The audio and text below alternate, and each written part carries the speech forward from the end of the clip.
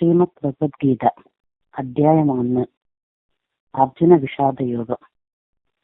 ജ്ഞാനം ദുഃഖത്തിൽ നിന്നാണ് ആവിർഭവിക്കുന്നത് എന്നത് ഒരു പ്രപഞ്ച സത്യമാണ്.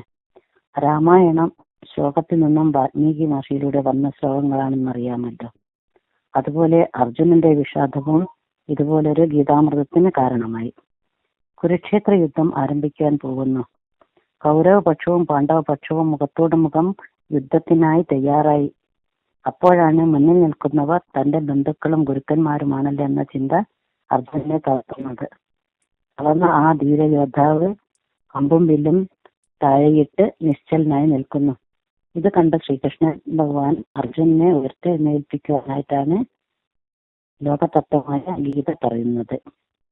ഓം ധൃതരാഷ്ട്ര ഉവാച ധർമ്മക്ഷേത്രേ കുരുക്ഷേത്രേ സമവേദായുത്സവ മാമക പാണ്ഡവൈ ചൈവ കിമ കുർവത സഞ്ജയ. അന്ധനായ ധൃതരാഷ്ട്രർക്ക് യുദ്ധഭൂമിയിലെ കാര്യങ്ങൾ അറിയാനായിട്ട് സഞ്ജയൻ എന്ന ഒരാളെ താൽക്കാലികമായി ജ്ഞാനക്കണ്ണ് നൽകി വ്യാസഭഗവാൻ നിർത്തുന്നുണ്ട്. ആ സഞ്ജയനോട് ധൃതരാഷ്ട്രർ ചോദിക്കുന്നത്, യുദ്ധം ചെയ്യാൻ തൽപരരായ എന്റെ പുത്രന്മാരും പാണ്ഡവരും യുദ്ധഭൂമിയിൽ എന്താണ് ചെയ്യുന്നതെന്ന്. അദ്ദേഹത്തിന്റെ സ്വാർത്ഥത അവിടെ തെളിയുന്നുണ്ട്. സഞ്ജയ ഉവാച ദൃഷ്ട്വാ തു പാണ്ഡവാനീയം വ്യൂഢം ദുര്യോധനസ്തഥ ആചാര്യമുപസംഗമ്യ രാജവചന ബ്രവീൽ. പാണ്ഡവ സൈന്യത്തിന്റെ ശക്തിയെയും ബലത്തെയും പറ്റി ദുര്യോധനൻ ആചാര്യനായ ദ്രോണരോട് പറയുന്നു, നമ്മുടെ അണികൾക്ക് കൂടുതൽ ശക്തിയും ധൈര്യവും പകരണമെന്ന്. പശ്യത്യാം പാണ്ഡുപുത്രാണാം ആചാര്യ മഹതീം ചമോം വ്യൂഢം ദ്രുപദപുത്രേണേ തപ ശിഷ്യേണ ധീമത. ആചാര്യനായ ദ്രോണരോട് ദുര്യോധനൻ പറയുന്നത്, അങ്ങയുടെ ശത്രുവായിരുന്ന ദ്രുപദൻ തന്റെ പുത്രനെ അവിടുന്ന് ശിഷ്യനാക്കി എടുത്തപ്പോൾ ആ വിശിഷ്ടനായ ദ്രുപദ രാജകുമാരൻ തന്നെയാണ് നമുക്ക് എതിരായിട്ട് യുദ്ധത്തിന് നിൽക്കുന്നത്. ഇപ്പോൾ ശിഷ്യനേക്കാൾ ഗുരുവിന്റെ ജ്ഞാനം ഉയർന്നതാണ്.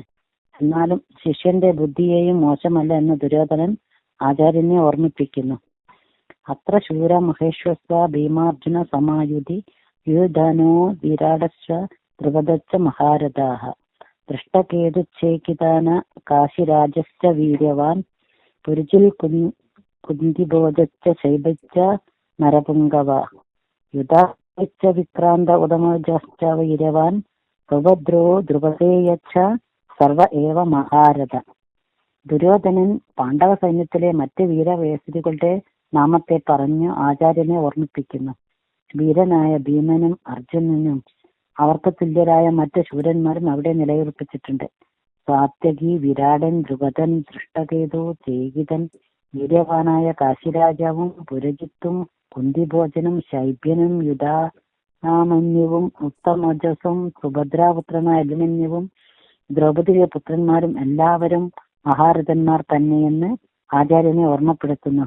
അസ്മാകം തു വിശിഷ്ടായേ താൻ നിബോധത്തെ ജ്യോത്തമാ നായക മമ സൈന്യസ്യ സംജ്ഞാർത്ഥം താൻ ബ്രവീമീതി.